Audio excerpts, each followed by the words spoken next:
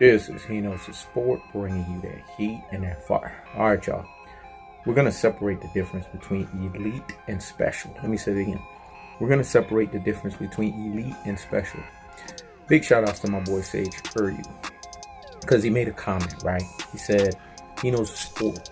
And I'm going to salute to that guy because he's been a long supporter and a long sub for He Knows the Sport. So salute to you, brother. It's not a knock against you. I'm just going to explain something to you. I'm going to teach you. This is going to be like LBFW says, or Lewis Sports Network, right? Basketball 505. He elevated the thing, because I said basketball 303 lane. He had elevated it to basketball 505 lane. So I'm going to give you basketball 505 lane. You guys have to understand the difference between elite and special. When a basketball player is elite, Luka Doncic, right? He's an elite basketball player. And I think I've had this back and forth, you know what I'm saying? Even with my girl Dragon Spears, salute to you. I haven't heard from you in a minute, but it is what it is. I know you're doing your thing. I'm sure everything's cool with you. If you are listening to this video and you're watching it, it's dedicated to you too. Luka Doncic is an elite basketball player, right? Elite in the sense that he has maximized the full potential of his one-dimensional game. He reminds me of a James Harden 2.0 because I could see things in his game that's even better and more refined than James Harden. But he's right in the cups of being a James Harden 2.0, right? And borderlining at the middle of a borderline Carmelo Anthony. He's not to the level of what Carmelo Anthony was in terms of a one-dimensional player. Carmelo Anthony is probably, in the history of the game of basketball, the greatest one-dimensional player.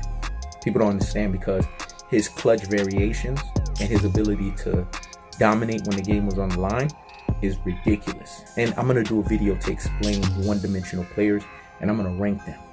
And when I say one-dimensional, I'm talking about offensively dominant, but defensively deficient. Let me say it again. Offensively dominant, but defensively deficient. Basically, the staple or the core term that He Knows the Sport use, defensively irresponsible. I'm the first one to use it. You hear anybody say defensively responsible, you know He Knows the Sport was the one that coined that one. So it is what it is. Carmelo Anthony is the greatest at that. Luka Doncic would never be on that Carmelo Anthony level, right? But the truth of the fact of the matter is, Luka Doncic has potential. This is his first season. We see him making a climb. But what I'm seeing that's evident with Luka Doncic is he's getting so comfortable. And that's the thing with He Knows the Sport. He Knows the Sport is a basketball prophet and a basketball visionary. I see things that people don't see. I'm a grandmaster of chess.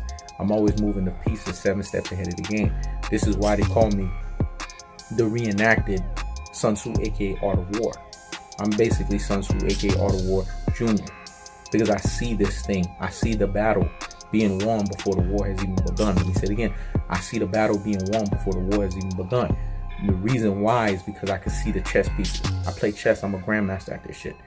I know the moves to make before it's time to checkmate your ass. And what I'm seeing with Luka Doncic is he's too comfortable with his style of play that he's not going to take the time and the effort to work on the defensive end. And he's fine and comfortable with the fact that the team is bringing in defensive specialists to negate the fact that he has defensive liability issues. When you look at Luka Doncic, you can see some Stephen Curry in his game, razzling dazzling with the ball. You can see James Harden in terms of how he moves and he positions himself to get to the basket. And you see some Carmelo Anthony in him in terms of his scoring ability. But you don't see an effort from the defensive end. What people have to understand is when a player shows you that they're a two-way player, they let you know this stuff off rip. Let me say that again. When a player is a two-way player, they let you know this stuff off rip. You can't teach a two-way player. This is why I got to tell people, this is the separation between elite and special. I would pick Zion Williamson at this point above Luka Doncic. You know why? Because Zion Williamson has shown you the potential. He has put it into reality. That not only is he committed on the offensive end, he's also committed on the defensive end. He's blocking people's shots. He's stealing the basketball. He's impacting the floor both offensively and defensively, not only during the course of the game, but in key late game situations. Let me say it again. Not only during the course of the game, but in key late game situations. The comparison that I make between Luka Doncic and Zion Williamson is this. Luka Doncic has the ability, when it's all said and done, in his elite one-dimensional way, right, to be a variation of a Damian Lillard mixed with a Stephen Curry, mixed with a James Harden, and a borderline Carmelo Anthony. He's just not to that level, and I don't think he'll get to that level of what Carmelo Anthony was in terms of his isolation play and what he brought to the table from one dimension. And I'm going to give Carmelo Anthony his justice when I do a video like that. He's not on that level to that level. Damian Lillard is a step up below Carmelo Anthony. He's probably number 2, probably the second greatest one-dimensional player. Again, I'll talk about that another time because you guys notice I keep referencing that.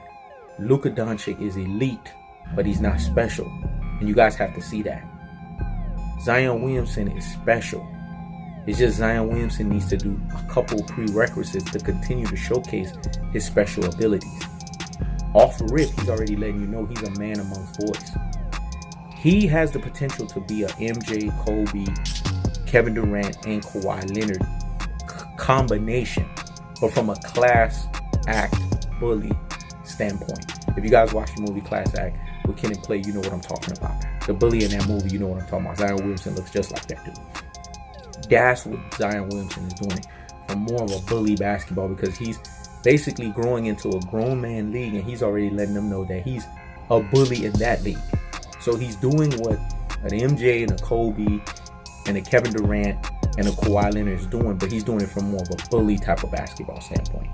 Those who understand the reference understand what I'm talking about. Am I sitting here saying that he's MJ? No. I'm not going to sit here and say that ASA 9, ASA 10, ASA 11, ASA 12. Am I sitting here saying that he's Kobe? I'm not going to say that ASA 9, ASA 10, ASA 11, ASA 12. Am I sitting here saying that he's Kevin Durant? I'm not going to say that ASA 9, ASA 10, ASA 11, ASA 12. Am I sitting here saying that he's Kawhi Leonard? I'm not going to say that ASA 9, ASA 10, ASA 11, ASA 12. What I'm saying is, well, that's the potential in terms of what you're going to see from him from a 15 to 7 year package as opposed to Luka Doncic. You have to ask yourself, if you're a general manager of a team and you want to start the team with a player, who are you fundamentally going to start it with? Luka Doncic or Zion Williamson? And the answer is clear. Elite versus special. That should sum it up for you. Zion Williamson's a special player. These players don't come around up until once every generation. That's just the way it works. So you have to go with the special player. That's already showing you special things. Luka Doncic is showing you things that's elite from an offensive standpoint. But what is he showing you this season that's elite from a defensive standpoint? Your boy Zion Williamson is already showing you elite defensive stuff. Rebounding is defense. If you look at his steals, if you look at his blocks, this is stuff that I'm trying to tell you guys. You go look in games where he's impacted, he's had a few blocks and a few steals. We don't see these things from Luka Doncic. We just see all offensive, ran up stats. That's a completely fundamentally different thing than Zion Williamson that's impacting the basketball court in defining late game situations on both sides of the aisle versus Luka Doncic that's only impacting it from one side of the aisle. That's the difference between elite and special. I told you guys, he knows the sport is Yoda of basketball.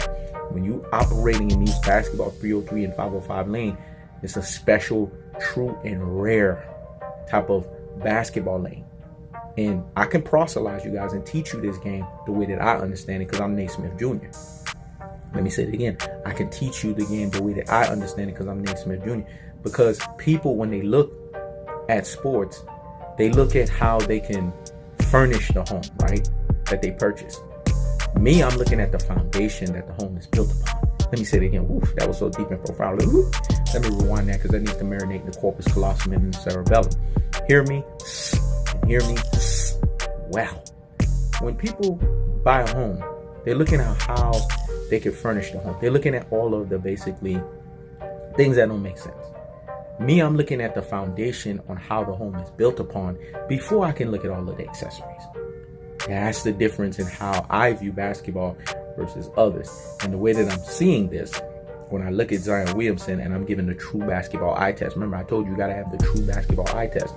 I'm dissecting what Zion Williamson brings to the table versus Luka. And Zion Williamson brings you 2 dimensions. Luka only brings you 1. So again, that's the separation. Elite versus special. This is He Knows the Sport. Check it out.